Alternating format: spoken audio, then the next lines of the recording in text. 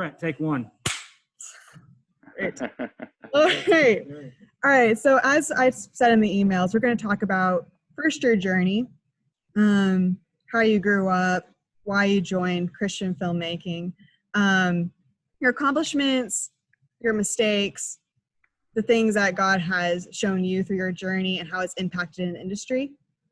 And in the second half, we'll talk about your perspective on the Christian film industry as a whole, if that makes sense. Yeah. Yeah. So we're going to start off with childhood. Okay. So I remember I went to your 2019 acting lecture, Discovering Your Character. And Okay. talked about how you grew up in a more artsy family and how you wanted to start out as an actor. That's kind of what you wanted to do in the future. So can you talk more about that? Yeah, absolutely. So I was born and raised in a Christian home on the west side of Indianapolis. I've lived in Indianapolis my entire life, and I was born to two incredible parents who brought me up in the training and admonition of the Lord. But we were also a very artistic family. My dad is a internationally syndicated political cartoonist, so he draws cartoons for a living. Initially, or in some ways, you can just say he's a storyteller. And so growing up, whether it was art projects or movies or whatever, I was surrounded by art from a very young age. And it was actually watching a family approved version of Back to the Future that completely changed my life. I saw that movie and I was captivated by how the moving pictures and sounds created this emotional reaction in me that made me want to be Marty McFly, made me want to go back to the future, and different things like that. And just from a real young age, I remember thinking to myself, I must do this when I get older. The idea that someone could make a living making movies was just an out-of-body experience for me. I couldn't believe it. And so from a young age, a lot of that desire took shape in wanting to be in front of the camera and be an actor. And I, would make home videos with my brother, who is also a filmmaker. I would, anytime that the church was putting on a play, I'd be involved in the play or a skit or whatever. And was very involved in my theater productions in high school. And really just wanted to be an actor and study that and be in movies. But it was around my teenage years, my parents gave me some pretty good wisdom to chew on, that the road of an actor is a very lonely life. It's a very difficult life, and it's also a life full of compromises, in the sense that you have to be willing to compromise a lot of things about your faith to do certain roles. And I'd never thought of that before. And so they encouraged me to just, make your own movies. And if you want to put yourself in the movie, put yourself in the movie. And so I did that a lot in my high school years, and developed this love and a passion for directing that I didn't even know existed.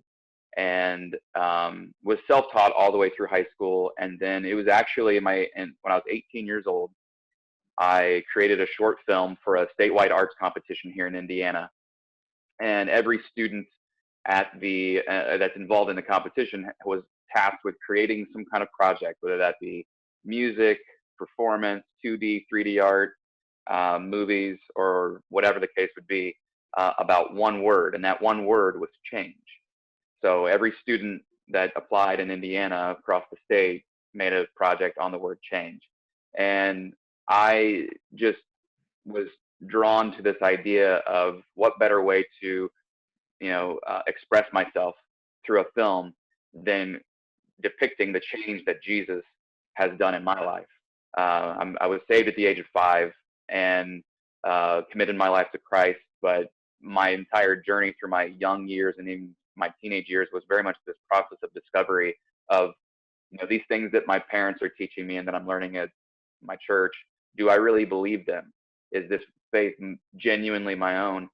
And so this movie that I made as an 18-year-old was very much a way for me to express my coming from death and being born into life through Jesus. And I submitted it into the competition, and I ended up winning first place in the entire state of Indiana. And that was kind of an aha moment for me, where the Lord was kind of showing me, I've given you the ability to act. I've also given you the ability to direct, because I starred in the movie. But it was at the award ceremony that my life changed forever. Um, they played my film for the judges and those who were in attendance. And then the award ceremony happened. I won first place. And somebody came up to me after the awards were over. We were packing up, getting ready to leave. And they said, a janitor peeked his head in while your film was playing. And he wanted you to know that he surrendered his life to Jesus after watching your movie.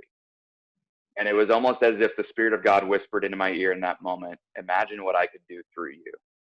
And so that was kind of a very defining moment in my life, that has led me to what I do now. I still have the opportunities to act, even though that's not really what I studied in college. I've never taken an acting course. I'm not professionally trained, yet people somehow keep casting me. So that's I guess a bonus.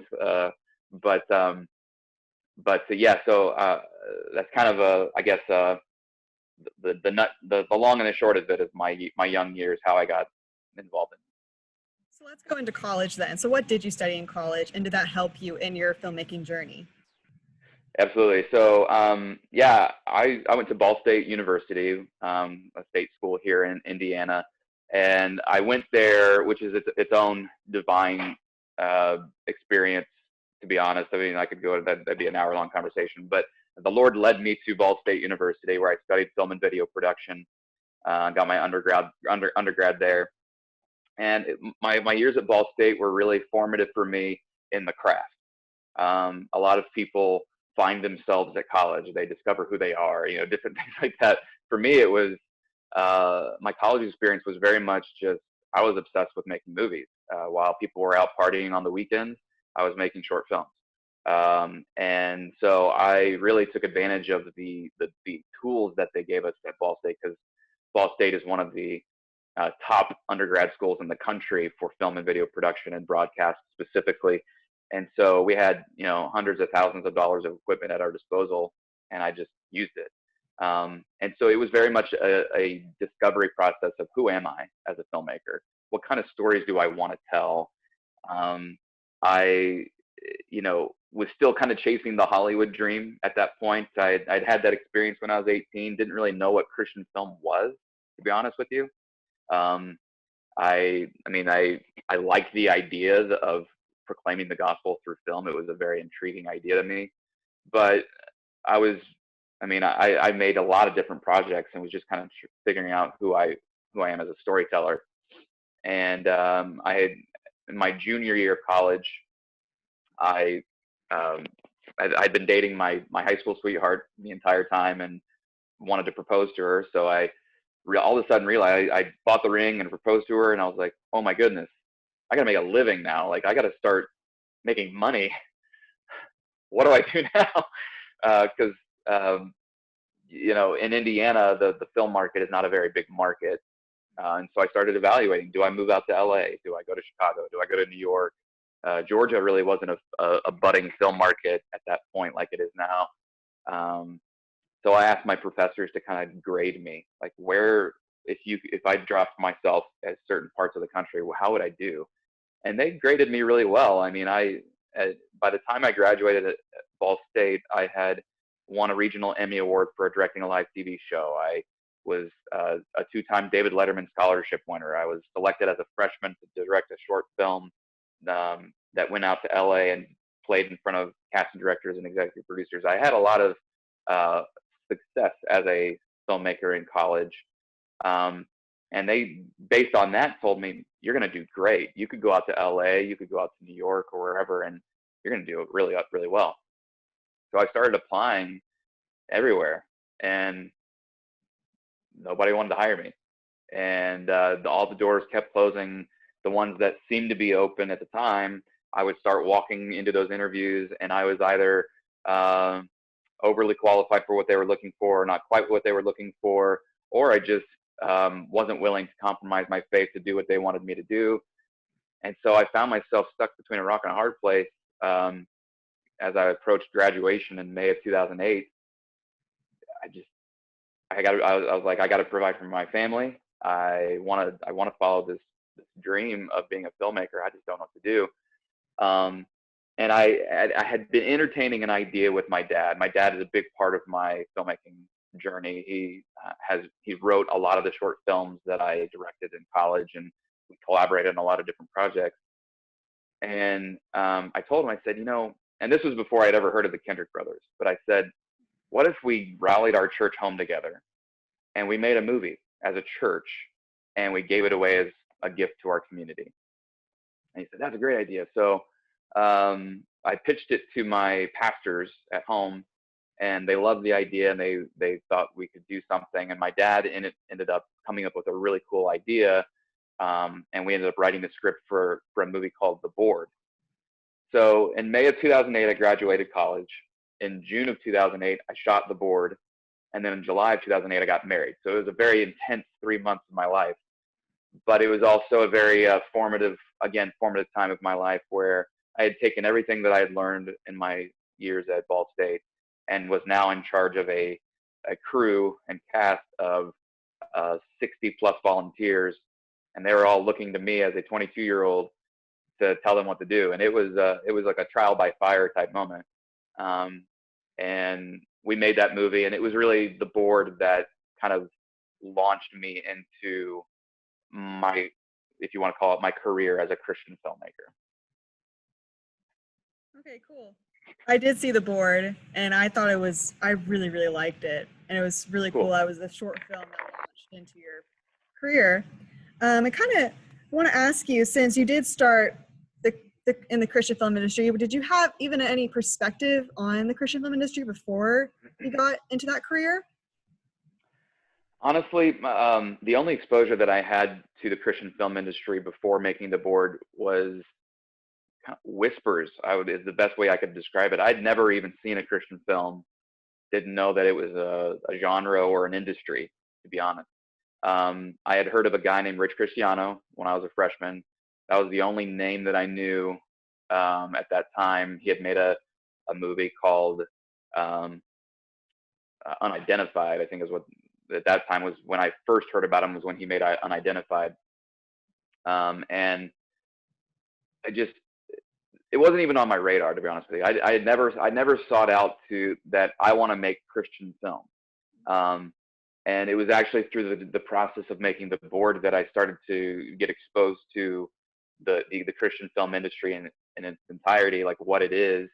And I realized how different I was from a lot of Christian filmmakers. I would say there's different types of Christian filmmakers. There's the people who are more faith and family. Then there's the people who are more gospel driven, and then there's the people who are more inspirational, feel good. There's kind of three basic categories that I would put people in, if you want to do that. But at 22 years old, I didn't really have an aspiration to start a Christian film business or make my living doing that. It was just something that the Lord led me to, and it was a true moment of, Brett, are you going to be obedient to the call that I put on your life? And I felt that very strongly at 18 and again at 22. I did read somewhere where you said that you are okay with doing secular films and Christian films, as long as it doesn't go against your beliefs, values, and morals. Can you talk more about that? Because I've talked to a lot of Christians that some people are like, I don't want to deal with Christian movies. They're too cheesy. They're too this. Or I don't want to deal with secular films because it's too dark. It's basically hell. Right. In an extreme sense. So, and you seem to be the person that's kind of like down the middle. Like, I'll do what it takes to tell a good story. So can you talk more about that? Yeah, absolutely. I really believe that the Lord has called me to be a missionary who makes movies. That is, if I could sum up the calling that I have on my life, it's not to be a Christian filmmaker, because when you really start to unpack that word itself, it's kind of a weird word, or a weird definition, because you don't have a Christian doctor or a Christian lawyer. We're Christians that happen to have a certain occupation. But the calling that the Lord has put on my life is a missionary who makes movies. And that has taken shape mostly in the Christian film industry, because that is where I feel most um, expressive in the art form, as far as telling redemptive stories of what Jesus has done on our behalf. But I'm also very open to the idea of doing secular projects, and I've done there's two predominant ones that I've been involved with so far. One is a sci-fi movie that has never taken shape and has never got off the ground to past the funding stage, but it was a project that I was involved in for about 6 years of my life. And I was first approached with the idea of directing this project. It was a very, very large major motion picture, and read the script and had some checks in my spirit when I read the script. There was things that were definitely going to compromise who I am as a believer, and my integrity as a believer. And so I kindly told the producer, thanks, but no thanks. I'm very humbled that you would even want me to direct this, but it's not going to be for me. And they sent another draft back of the script, like what seemed like 15 minutes later, with all of those checks in my spirit taken out of the script, which I was really blown away by, that they would be that willing to bring me on board, knowing that I was going to be changing some things that were a very vibrant part of the story. And so I kept going with that project until it got to a point a year ago where the script was altered again, and there was some sex and nudity and some true demonic type stuff that's very under the surface, ideological type stuff that I couldn't put my name on, and so I've since walked away from the project entirely. But through that process, I was very involved with I don't want to name drop, but like heavy hitters and people who are involved in secular films, and what I saw in my time during that development phase of that project was, this is a mission field. Yes, I'm trying to tell a story. I'm trying to do the best job I can as a storyteller. But man, the gospel exchanges I had with people, talking about the Lord, getting to hear their ideologies and then explain my biblical worldview, was just an incredible experience. I've also had experiences on Christian film sets where I've worked with non-believers on Christian film sets, and I've seen people come to Christ on the film set itself. Like there's that's why I call myself a missionary who makes movies, because whether I'm proclaiming the gospel through the art form itself, or whether I'm working on a project that I can then bump elbows with people and share my faith with them, it's one and the same for me.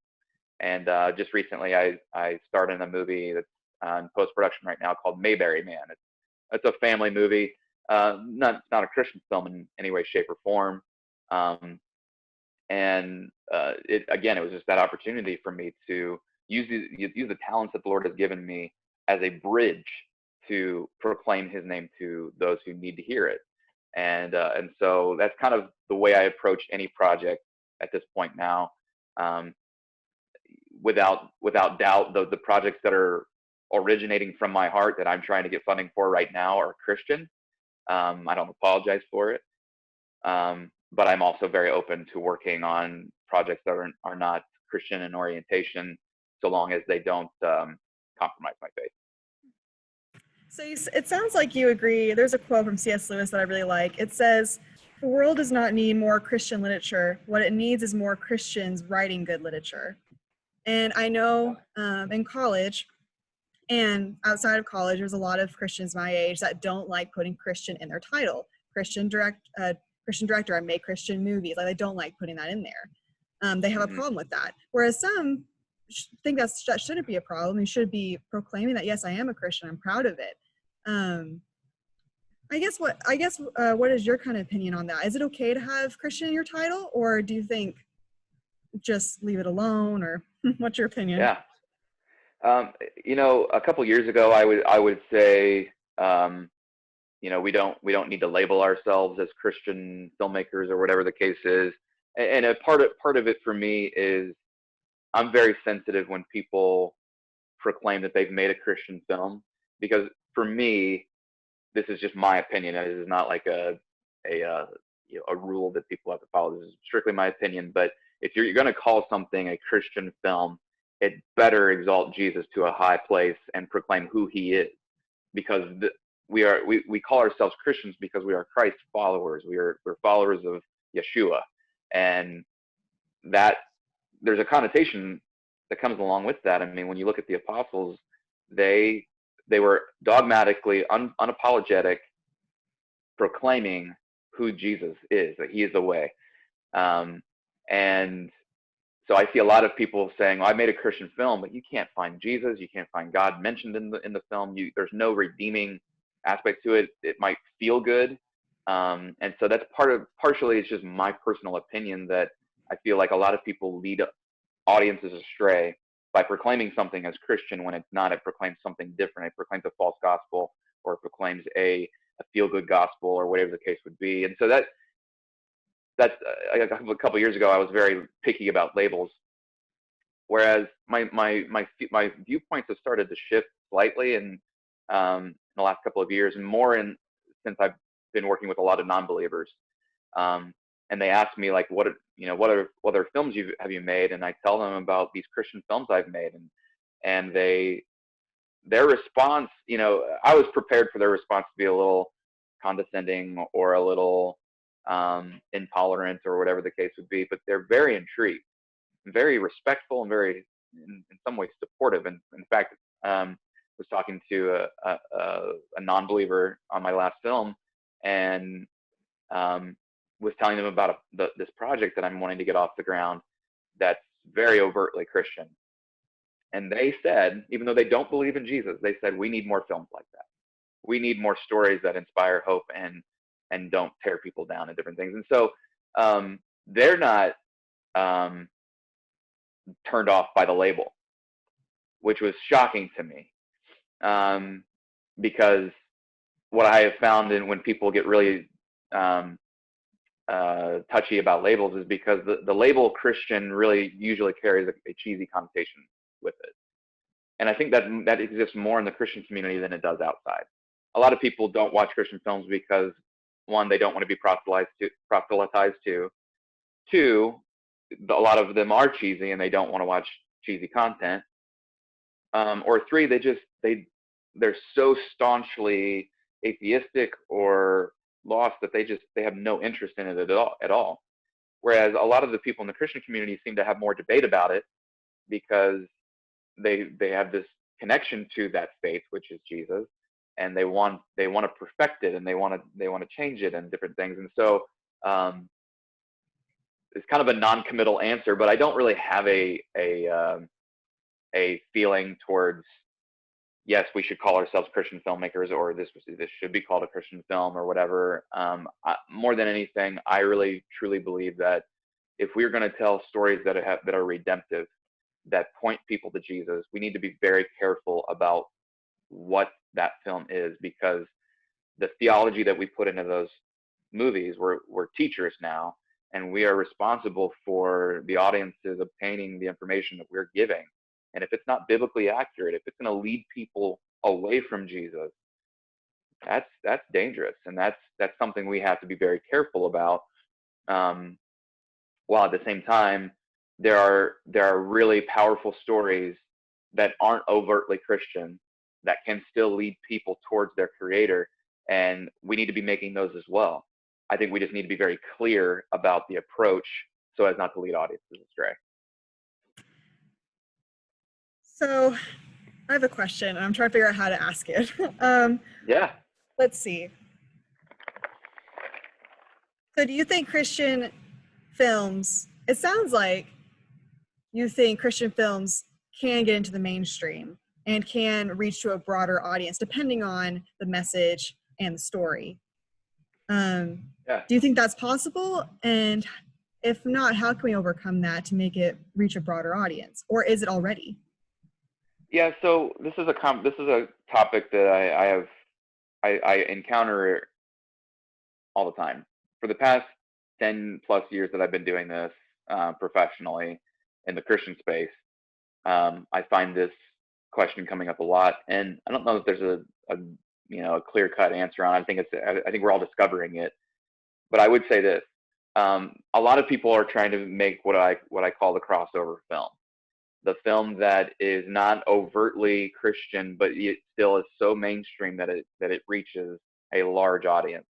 I don't know that that type of a story exists if you're trying to create it.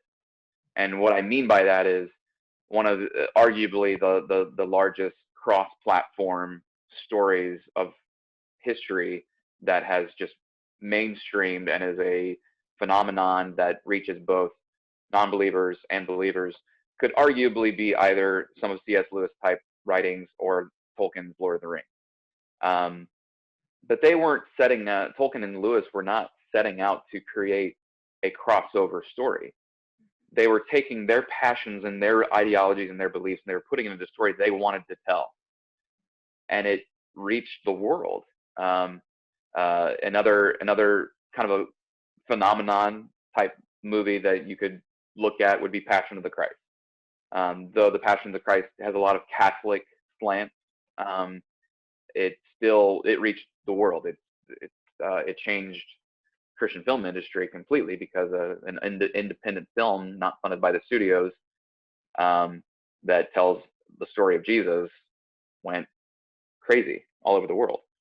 And I think that partially what we should be focusing on those of us who are believers who want to reach the lost through the art form itself. We have to kind of get out of our own way and realize a couple things. This is what I try to do.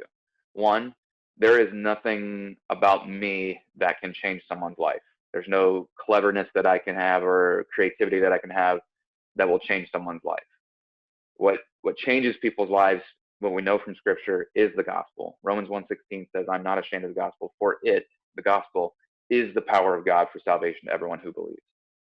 Again, in Romans, Paul talks about how will they hear if no one preaches to them. And so there's this calling, there's this duty that we have as believers, not just in our occupation or our vocation, but in our lives in general, to proclaim who He is to a lost and dying world. Now, the art form itself, being film, is not evil. There's nothing intrinsically evil about the art form. And so that's why I believe that Christians should embrace more mainstream type stuff, because we have an opportunity there that we're not taking advantage of. The preachy movies or the sermon in a movie type movies have a limit, I think, in the marketplace as far as how wide it's going to go. Whereas the films that are not as preachy or a little more covert or subliminal or symbolic, if I want to use that word too, could have a more mainstream effect. But I think that I personally have the belief that if you're going to set out to try to make that crossover movie that's going to go global and change the world, you're trying too hard, because then you're trying to change the world versus the power of the Word of God fueling you to make a story that can impact lives. And at the end of the day, I'm just one beggar telling another beggar where to find bread, and it's the Lord who changes people's lives. And so I feel like if I allow myself to use the creativity and the talents that the Lord has given me to be as creative and out of the box as I can, to just tell great stories that point people to their Creator, the results are then up to the Lord. However mainstream it will or will not go is not necessarily up to me. I also kind of have the belief, though, that if you're gonna live a life sold out for Jesus, you're never gonna be the most popular in the world's eyes. Jesus was rejected and hated because of what He preached, and I don't know why Christians necessarily think that we would be any different. You see it all over the place. I mean, in sports, you see it in politics, you see it in any industry. Those who are outspoken about their faith are usually blacklisted, and they're not embraced like the world embraces celebrities or whatever the case would be. And so I don't know if I answered your question. Oh, you did. But, Yeah. okay. I feel that. I definitely had that issue of, I definitely have that where it's hard because we feel like we want people to like us, but especially for people pleasers, we want people to like us, but that's not how that works in this world. Especially, I'm an actor as well, and so when I want to do a project so bad, but then they ask me to wear certain clothing or say certain things, I'm like, I'm sorry, I can't do that, and they're mad at you, and it's just, and then you don't get your money, you don't get the role, and it's like really really sad, and so that really Well, stinks. I'll give you a for instance. So on my last project, um, there was a moment where I was going to be asked to do something that was crossing the line for some specific things that my wife and I have just nailed in the ground. These are deal breaker type moments. And I was asked by one of the crew members. Well, they told me, you have what it takes to go more mainstream. Do you want to do that? And if so, you're going to have to be willing to cross this line. And I looked at them, and I didn't. This wasn't a fake answer. This wasn't me trying to make myself look better. I honestly believe this. I have I've tasted a small portion of what it would look like to gain world success. That the sci-fi movie that I mentioned earlier, if that would have gotten funded and I would have made that movie, it would have been really really big, and I would have achieved what so many of us seek to achieve as far as this dream project. And it felt kind of empty, and it felt kind of meaningless. Whereas I married my high school sweetheart. I've been married to her for 12 years. I have 4 living children. I have 2 children in heaven. And with the things that I have gone through, I have seen what it means to taste and see that the Lord is good. And those are the things that truly satisfy me, both in my life and in my career. And so I was confidently able to look at this person and say, look, if Hollywood came knocking on my door tomorrow and they say, here's what we're giving you this opportunity on a silver platter, but you got to be willing to compromise certain things about who you are, I could leave it. I honestly could, because I don't need that. And I wish, my hope is that people who are believers, followers of Jesus, who are passionate about filmmaking and storytelling, that they would just embrace the truest sense of reward and satisfaction is following the Lord and allowing him to use us as vessels to change people's lives through this art form that we love. It's one of the most incredible feelings to know that you're making a difference because of what you're doing for the Lord. And the results then don't matter very much at all. Now, I'm not saying it's not a struggle. Don't get me wrong. I'm not like this perfect person who doesn't struggle with people pleasing or wanting people to like my movies, or wanting more success or whatever. I mean, I'm a human and I struggle with that just like everybody else. But I feel like,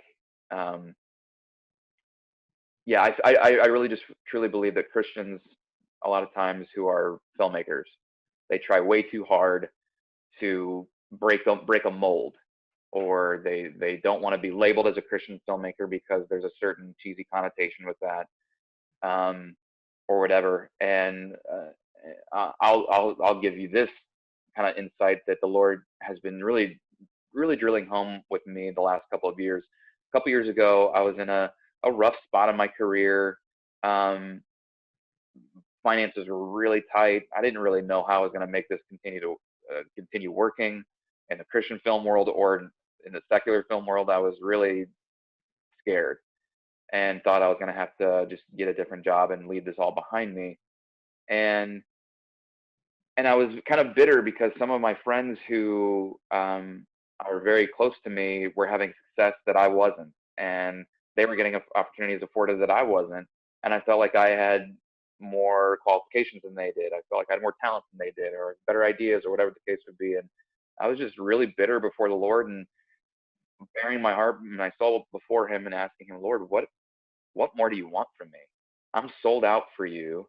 I am trying to get your word out, and you are not helping me. It was a very raw, real moment between me and the Lord. And I didn't hear an audible voice, and the clouds didn't part. But I felt God speak to me and say, I've not called you to be them. I've called you to be you. And will you follow me? Will you obey me? And when I realized, like, okay, my dream of having a movie open in theaters in 3,000 theaters across the country and be the #1 movie in America, and break box office records, and just be this great acclaimed movie that critics love. Maybe that's not what the Lord has called me to. Regardless of what talent I have, maybe His desires for me are so different. Just recently, I went to a screening of a movie I'm in called Play the Flute, and because of COVID, it was at a drive-in movie theater so that we could socially distance and all that great stuff. And so they had a table set up for me to just talk with people after the screening was over. And it was just yet another reminder of there was maybe 200 people there that night. It didn't set any records. There wasn't, we weren't talked about in the newspapers and on TV shows the next day.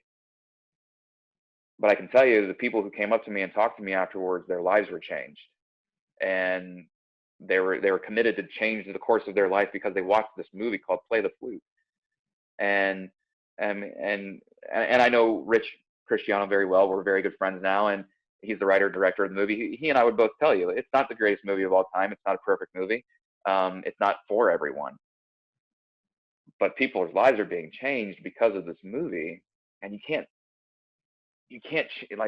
how can you desire what the world desires after you experience eternal change happening right in front of your very own eyes? It's an out of body experience type moment. And so anyway, I'm just babbling at this point, but yeah, I feel like that's roughly where I'm at in my journey at this point.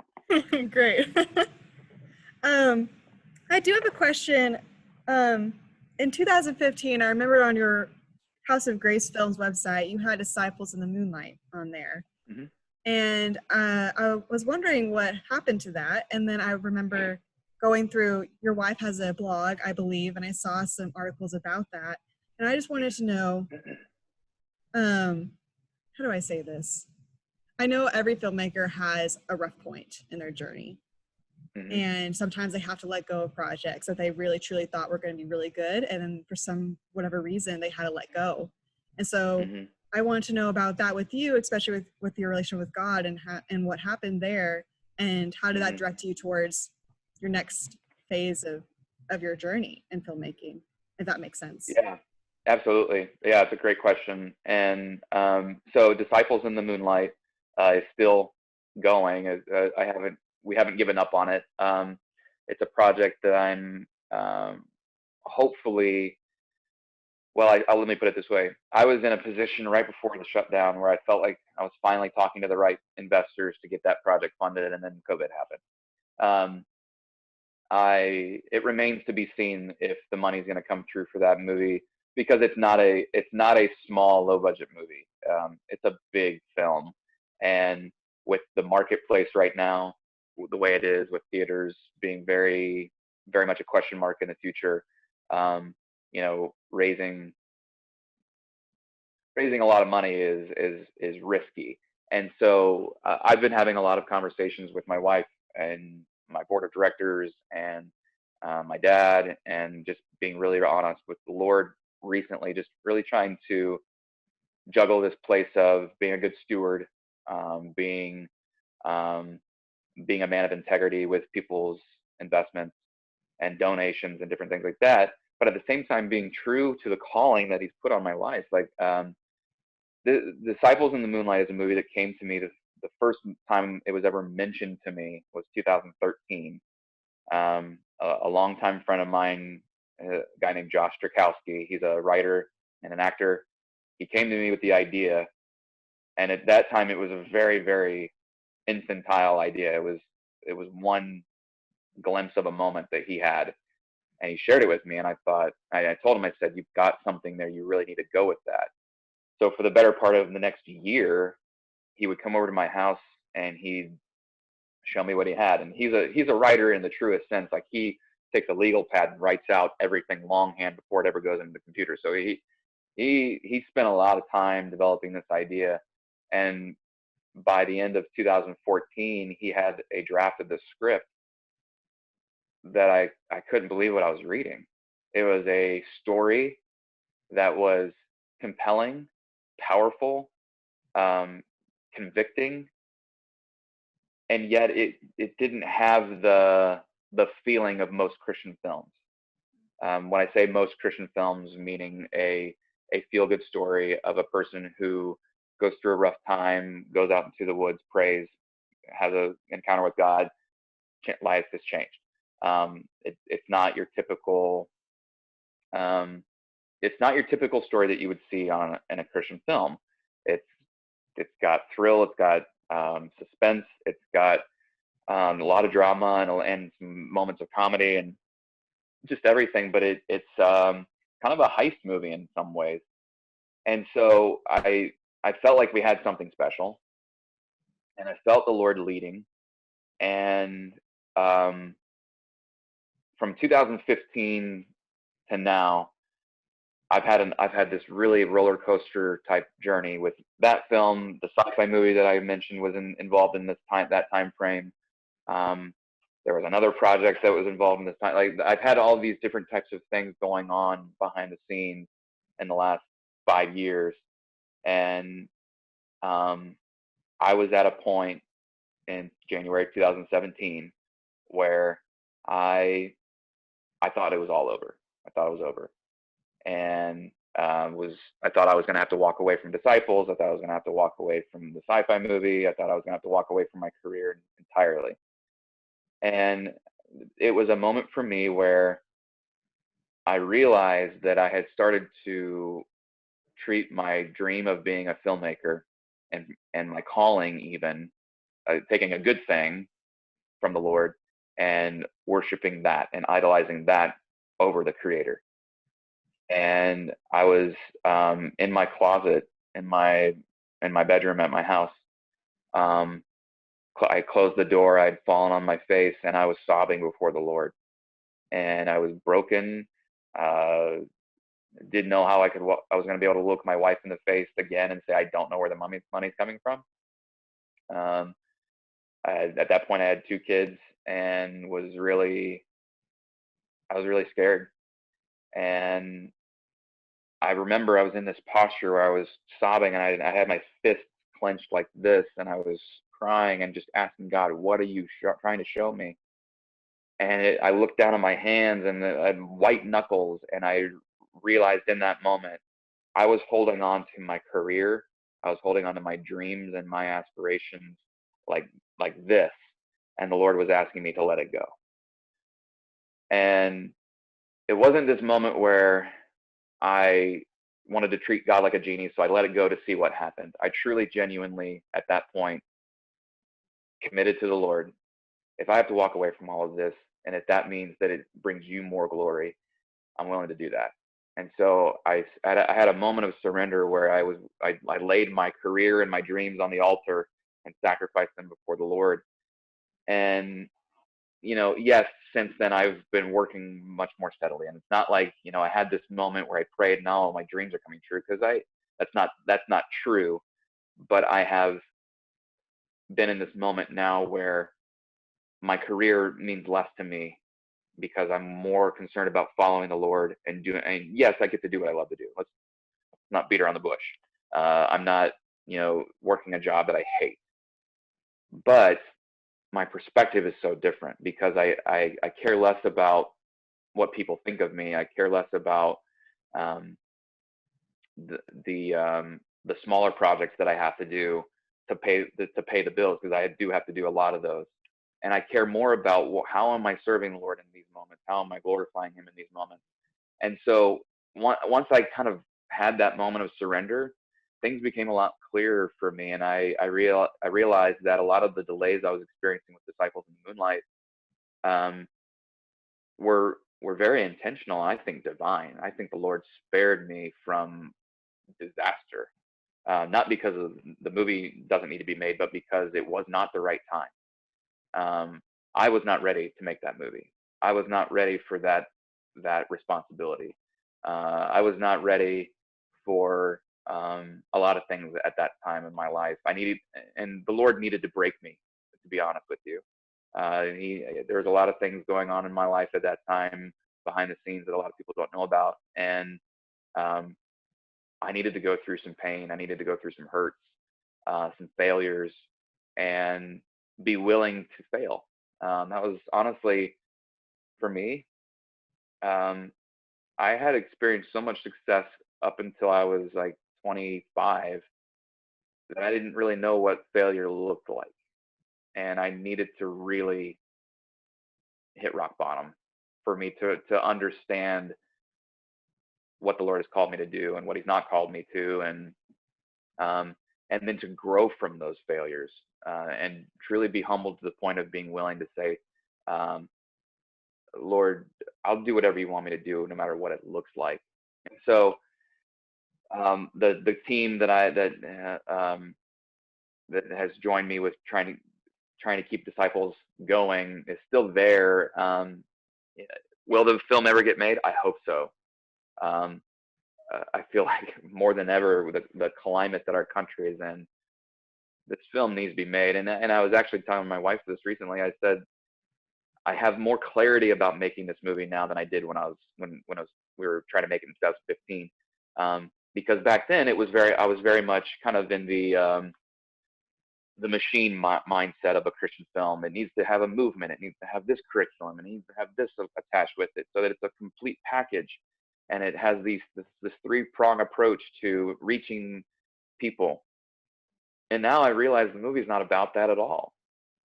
Disciples in the Moonlight is a story that causes believers to evaluate themselves. It gives a what if scenario, that causes you to ask yourself, are you truly a disciple of Jesus Christ, and do you know what that even means? Because I after I've seen everything happen with the shutdown and the pandemic, I saw Christians react to Christian liberties being stripped away from them, and they didn't care. We hear about persecution in other countries, and we don't have any idea what that means. There's people go to church every Sunday, or now they watch church online, and they say that they're a believer, but if someone looked them in the eye and said, you will die because of your faith, I think a lot of people would give it up. Truly believe that here in America. And so Disciples in the Moonlight is a mechanism to powerfully ask people to examine themselves. And in some ways, you could even look at it like there's a TV show that was on Amazon Prime, or it still is on Amazon Prime, called Man in the High Castle, based off of a famous novel. And it's a what if scenario of what if the United States and our allies lost World War II. So the Nazis have taken over a portion of the United States, and the Japanese have taken over the other portion, and America is no longer, it has ceased to exist. And it's a very, very interesting, dramatic story. I had to stop watching at a certain point because it got really, really bad and political and immoral and all that type of stuff. But what it does is very similar to what Disciples does, and it is an evaluation process of, do you even know what you have or what you profess to have? And then by extension, yes, the lost will be exposed to the true gospel of Jesus Christ. Yes, it is evangelistic in its approach, but more than that, it is also a story of real human emotion. And so I feel like it's just a story that needs to be told, and I want to get it made. And we'll just continue to pray and ask God to direct us in getting the funding. Yeah. Awesome. Thank you for answering my question. I remember watching the teaser, 2015, and on YouTube, and I was like so excited for it. So I was always curious. I kept looking at your Facebook and everything, and I was like, I can't find it. Like, what's happening with that movie? Because it looks so good. So I just wanted to know. Yeah. Yeah. um, No, we went dark there for a while, just, and more, it was more than anything. I didn't want to keep making empty promises to people, or perceived empty promises, like, because I know a lot of people who have, just gotten burnt out by people saying a film is coming and it never comes, and you're looking for it and it never happens. And so I feel like, it'd be more powerful for me to finally announce that it's coming when it's actually coming, and get people supporting it and excited about it when it's actually really happening. So praying that will happen one day. Awesome. So only like 2 or 3 questions left. We'll be done. Sure. So, has your perspective on the Christian film industry changed at all since you started, from the board and onward? Has it changed? Yeah, I think it has. Again, when I first entered this industry, I didn't really know what it was, and then when I started learning more about it and formulating my own opinions about it, it was I was pretty dogmatic in the beginning that if it doesn't have the gospel in it, it's not worth making. It's not worth your time. I was very staunch about that because I had experienced so many testimonies of people's lives being changed for eternity, and I wanted other people to experience that. And I also was very concerned about the prosperity gospel and other false gospels that were coming out in movies and leading people astray. My opinions have shifted a little bit about the industry lately, in that I fear that a lot of Christians are going to be willing to compromise how message driven a film is so that it has more appeal. Um, and the reason I'm nervous about that is because Christians always, say we don't want our film to be too preachy. Um, Here's the stubborn reality: Hollywood is preachy. They have an agenda, and they are not letting off the gas. They're going full bore. I saw an article. I had worked with an actor. He's a dear friend of mine, and he was appearing in a very pro LGBT movie. And I saw the article right up with the director, and the director very unapologetically states in the article that he wanted his movie to be like a Trojan horse into the community, that would kind of be this under the radar thing that would affect change in the culture, for people to be more pro-gay. And I asked myself, why should we be apologetic about being preachy when they're not? I mean, I can't. There's a lot of shows that I can't watch on television because it's so agenda driven and so preachy driven. And the beautiful thing about being an audience member and being a viewer is you have all the power in your hand. You can push pause, you can press play, you can press stop, you can vote with your dollars, you can not vote with your dollars. There's a lot of power that we have to, like with all the stuff that's been happening with Netflix and that the Cuties series or whatever it was. A lot of people are discontinuing their service with Netflix because of how offensive that content was. And I think that, a lot of content has been getting so depraved and so immoral that I think there's actually a new position for Christians to be a little bit more vocal about our beliefs, because you can't watch. I would say you'd be hard pressed to watch a Christian film and say that it's um, well. Let me rephrase that. Yes, the gospel is offensive. It's supposed to be. It tells people that they're lost and dying and going to hell. I mean, there's nothing cookie cutter or feel good about that. But at the same time, if done correctly, if you expose the true nature of the gospel to people, it's the most beautiful story in the world. It's the greatest story that's ever been told, and people will either reject it or embrace it. And again, the results aren't up to us, and so I feel like we need to be a little less concerned with what Hollywood thinks or the critics think about our projects, I think I just fear that a lot of people are willing to compromise their faith in a different way. So like in how I'm not willing to compromise my faith to do kissing and sex scenes in a movie. I fear Christians are willing to compromise their faith in the film that they're making, so that it doesn't come out as overtly Christian as it may, so that it gets a larger audience. I just feel like it's watering down why you're doing it in the first place. Because if you don't, and really honestly, if you don't want to make a Christian film, don't make a Christian film. There's nothing in the Bible that says that you can't make a secular film. And I mean, that was one conversation I had with a guy recently, or this was a couple years ago now, at a film conference. And I asked him, I said, do you have a calling on your life to proclaim Jesus to a lost and dying world through the art of film? He said, no. I said, then don't try it. Don't try because if it's not something that you feel the Lord has called you to and edified you towards, you can still have a career in this industry.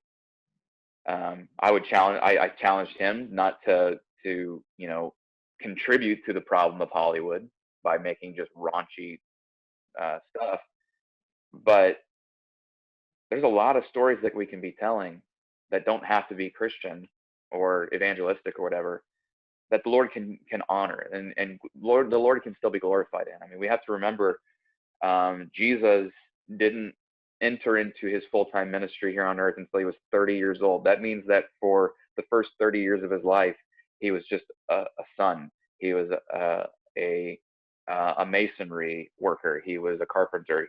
Our translation is carpenter. He was more like a mason worker. He was a craftsman. He was a brother. He was a member of a community. And we know, based on the entirety of Scripture, that he never sinned, and he had an impact on people just by working with them. When he revisits Nazareth, it's commented on that people can't believe that this Jesus is actually who they're seeing. They actually say, "Is it really the carpenter's son?" They knew him, yet he wasn't beating them over the head with his message at that point in time. And so I feel like there's ways for us to glorify the Lord in our daily lives, and it doesn't have to be preachy and on stage and all that type of stuff all the time. So I hope, my desire is that the Christian film industry just continues to get better at the craft, which I think we are. I think we're making great strides in acting and writing and cinematography and everything. Continue to get better at the craft, just continue to tell better stories. But if we're going to embrace that this is a Christian film, my hope and my desire is that it truly would proclaim and exalt Jesus, and not what the world wants Jesus to be, because those are two different things. Well, you answered my last question, which was where you think Christian movies are going to go in the next 10 years, the Christian film industry. But you kind of answered that. I mean, it remains to be seen. I think the pandemic has totally shifted our industry. I'm across the board: secular films, Christian films, independent films, entirely. I don't know what the future looks like, because it's going to be hard for people to justify spending millions and millions of dollars to make a movie when there's not a surefire way to get that back. But my hope is that the Christian film industry would embrace more outside the box storytelling. What Dallas Jenkins has done with The Chosen is a great example of taking